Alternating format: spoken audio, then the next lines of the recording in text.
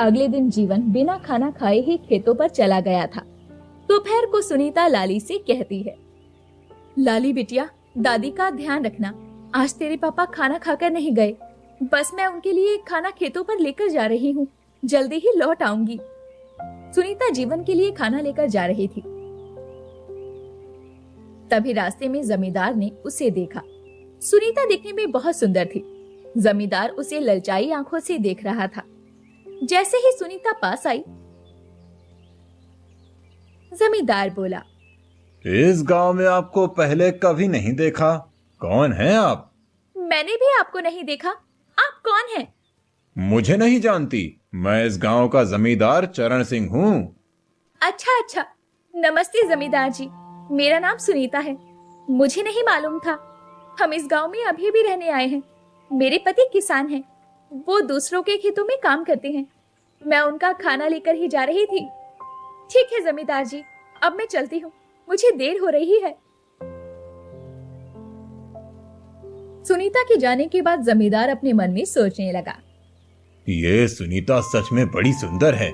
इसे किसी साधारण किसान की नहीं बल्कि मेरी पत्नी होना चाहिए था। सब अपनी अपनी किस्मत की बात है। ऐसा कहकर जमींदार अपने घर की तरफ निकल पड़ा। दूसरी तरफ सुनीता जीवन का खाना लेकर खेतों में पहुंची और बोली, अजीब, बहुत हो गया काम, अब खाना खा लीजिए, फिर काम करना। जीवन ने अपनी पत्नी के हाथों का बना खाना खाया, उसकी बहुत तारीफ की। दोनों ने हंस हंस कर बहुत बातें की। फिर सुनीता घर लौट आई। उन लोगों के जीवन में वैसे तो सब कुछ ठीक चल रहा था। फिर अचानक एक दिन की बात है, जीवन की माँ की तबीयत थोड़ी खराब हो गई और सुनीता बोली, सुनिए जी, माँ की तबीयत ठीक नहीं है, हमें उन्हें जल्दी ही डॉक्टर को दिखाना होगा। जीवन ये बात सुनकर थोड़ा सोच में पड़ गया। उसी सोच में डूबा देखकर सुनीता बोली, अजी, आप किस सोच में डूब गए? आप चिंता मत कीजिए, मैंने घर खर्च से थोड़े से पैसे बचा रखे हैं, उन्हीं से हम माँ जी का इलाज करवा लेते हैं। सुनीता की ये बात सुनकर जीवन खुश हो गया। फिर वो अपनी माँ को लेकर डॉक्टर के पास गया।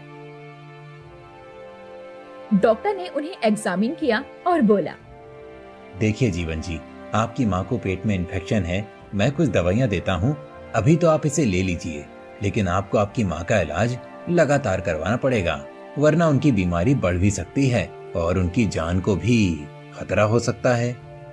ठीक है डॉक्टर साहब, आप अभी दवाइयाँ लिख दीजिए, मैं इनका लगातार इलाज करवाऊंगा।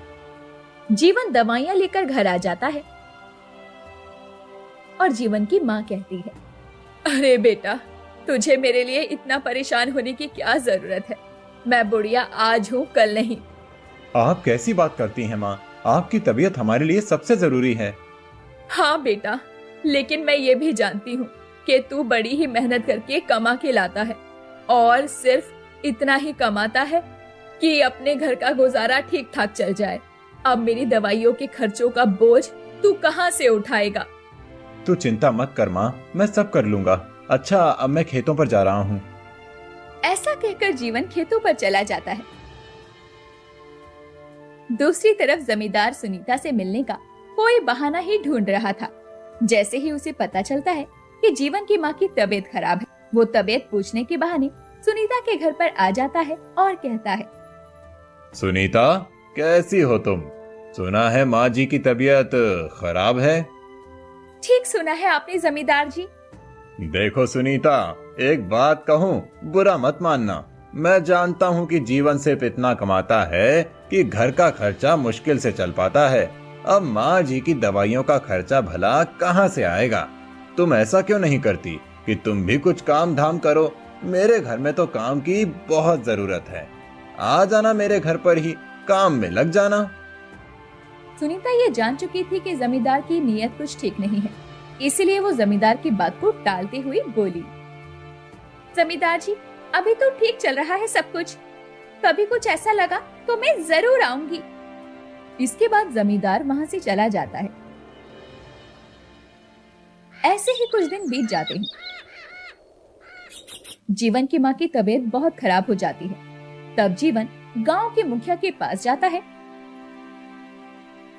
और कहता है, मुखिया जी, मेरी माँ की तबीयत बहुत खराब है, और मुझे पैसों की बहुत जरूरत है। कृपया करके आप मुझे कुछ पैसे उधार दे दीजिए, मैं जल्दी ही वापस लौटा दूंगा। जीवन की बात सुनकर मुखिया कहता है, जीवन, तुम्हें तो पता है कि पिछली बार की सभी लोगों की फसल खराब हो गई थी, तो मेरे पास ज्यादा पैसे तो नहीं हैं। हाँ, ये कुछ पैसे ही पड़े हुए हैं, तुम इसे रख लो, जब मन करे तब वापस कर देना। लेकिन शायद इतने पैसे में तुम्हारा काम न बने, और अगर तुम्हें ज्यादा पैसे चाहिए तो गांव में कोई व्यक्ति नहीं है जो तुम्हें उधार दे सके, जमींदार के सिवा।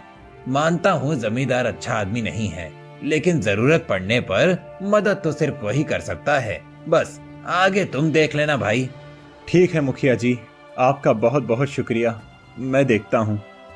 इसके बाद जीवन उन पैसों से अपनी माँ का इलाज करवाता है, लेकिन जल्दी ही माँ की तबीयत और खराब हो जाती है और जीवन को और पैसों की जरूरत पड़ती है। मजबूर होकर जीवन जमींदार के पास जाता है और कहता है, जमींदार जी, मुझे आपसे कुछ रुपयों की जरूरत थी, कृपया करके मुझे कुछ पैसे उधार दे दीजिए, मैं जल्दी से जल्दी आपके पैसे लौटा दूंगा। कोई बात नहीं जीवन, तुम ये पैसे रख लो और अपनी माँ का इलाज करवाओ। मैं जानता हूँ कि तुम्हारी माँ की तबीयत बहुत खराब है, इसीलिए तुम्हें पैसों की जरूरत है। जीवन वो पैसे लेकर चला जाता है। जमींदार एक कुटिल मुस्कान से जीवन को जाते हुए देख रहा था। जीवन घर आया और अपनी पत्नी को बोला, सुनीता, देखो मैं जमींदार से पैसे उधार ले आया हूँ, अब हम अपनी माँ का इलाज शहर में करवाएंगे और अच्छे डॉक्टर से करवाएंगे। इसके बाद जीवन अपनी माँ का इलाज शहर ले जाकर करवाता है। जीवन की माँ थोड़ी ठीक ठाक हो जाती है, वो लोग घर आ जाती हैं। फिर जीवन अगले दिन काम पर जाता है तो जीवन का सेठ उससे कहता है, देखो भाई जीवन, पिछले कुछ दिनों से तुम्हारे बहुत नाटक हैं और अभी तुम अपनी माँ का इलाज करवाने शहर गए थे और मुझे काम की बहुत जरूरत थी, इसीलिए मैंने दूसरे मजदूर रख लिए। अब मैं तुम्हें काम नहीं दे पाऊंगा, भाई तुम अपने लिए कोई दूसरा काम ढूंढ लो। लेकिन सेठ जी, मैं तो आपको बताकर गया था, अगर मेरा जाना जरूरी नहीं होता तो मैं जाता भी नहीं। वो सब तो ठीक है, लेकिन मुझे भी अपना काम समय पर चाहिए होता है। तुम ऐसा करो, अभी तो तुम किसी और के पास काम ढूंढ लो। ठीक है सेठ जी। जीवन अपने घर आता है और अपनी पत्नी को सारी बात बताता है और कहता है, सुनीता, कल से मुझे नई जगह पर काम ढूंढना पड़ेगा। अजी आप बुरा ना माने तो मैं आपसे एक बात कहूँ। हाँ सुनीता, बोलो। अजी मैं कह रही थी कि अभी हमारे घर के हालात थोड़े ठीक नहीं हैं और माँ जी की दवाइयों में भी बहुत पैसा लग रहा है, तो क्यों ना मैं भी कहीं काम कर लूं। आखिर मैं घर ही तो बैठी रहती हूँ, काम करूंगी तो 4 पैसे आएंगे। ठीक है सुनीता, लेकिन तुम काम क्या करोगी? मैंने गांव के 1-2 घरों में झाड़ू पोछे की बात की है। ठीक है सुनीता, तुम कर लो। अगले दिन से सुनीता भी झाड़ू पोछे का काम करने लगती है और जीवन को भी दूसरी जगह काम मिल जाता है। लेकिन वो दोनों मिलकर भी इतना नहीं कमा पा रहे थे कि माँ की दवाइयों का खर्च और घर के खर्च निकालने के बाद जमींदार का कर्ज उतार सके। ऐसे ही कुछ दिन बीत गए थे। एक दिन जमींदार आया और जीवन से बोला, अरे जीवन, अब मेरा कर्जा वापस कर दे। जमींदार जी, आपको तो पता ही है कि मेरे घर के हालात ठीक नहीं हैं। माँ जी की दवाइयों में काफी खर्चा हो जाता है और जैसे तैसे मेरा घर चल पाता है। मुझे थोड़ी मोहलत दे दीजिए, मैं आपका कर्जा उतार दूंगा। जीवन, पहले ही तुझे मैंने बहुत मोहलत दे रखी है, अब ला भाई, मुझे मेरा पैसा वापस कर दे, इससे ज्यादा और मोहलत मैं नहीं दे सकता। जमींदार जी, इस वक्त आपको वापस करने के लिए मेरे पास पैसे ही नहीं हैं। हाँ भाई, तू ठीक कहता है, आखिर तू कहाँ से लाएगा पैसे, लेकिन हाँ, कुछ तो करना ही पड़ेगा। सुना है कि तेरी बीवी पड़ोस में ही झाड़ू पोछा का काम करती है, तू ऐसा कर कि अपनी बीवी को मेरे घर झाड़ू पोछा और साफ सफाई के काम पर रखवा दे। इसी बहाने तेरा पैसा भी कट जाएगा और मेरा कर्जा भी उतर जाएगा। जीवन को नहीं मालूम था कि जमींदार की नीयत उसकी पत्नी पर खराब है, इसीलिए जीवन ने हाँ कर दी और जमींदार वहाँ से चला गया। शाम को जब सुनीता घर आई तो जीवन ने उसे सारी बातें बताई और कहा, सुनीता, अगर हमने जमींदार का कर्जा वापस नहीं किया तो वो हमारा घर हथिया लेगा। इससे तो बेहतर है कि तुम उसी के घर पर कुछ समय काम कर लो। हम जल्दी ही पैसा इकट्ठा कर लेंगे और फिर कर्जा भी उतार देंगे। उसके बाद तुम वहाँ काम करना बंद कर देना। जीवन की बात सुनकर सुनीता मन ही मन सोचने लगी, अगर मैंने इन्हें सच्चाई बता दी तो ये मुझे जमींदार के यहाँ काम पर कभी नहीं भेजेंगे, लेकिन फिर हमारा कर्ज भी नहीं उतर पाएगा और जमींदार हमसे हमारा ये घर भी हथिया लेगा। इससे तो बेहतर है मैं कुछ दिन उसके घर पर काम कर लेती हूँ। और ऐसा सोचकर सुनीता अगले दिन जमींदार के यहाँ काम पर गई। जमींदार की पत्नी शोभा सुनीता को देखते ही बोली, अच्छा तो तुम सुनीता हो, तुम ही आज से हमारे घर में काम करने आई हो? जी मालकिन। साफ सफाई के सिवा खाना वाना बनाना भी तो आता है ना तुम्हें? जी मालकिन, मैं सब कर लूंगी। ठीक है, आज से ही काम पर लग जाओ। और देखो, हमारे यहाँ बहाना नहीं चलेगा, रोज काम पर आना पड़ेगा। अच्छा मालकिन, ठीक है। अब सुनीता जमींदार के यहाँ काम करने लगी।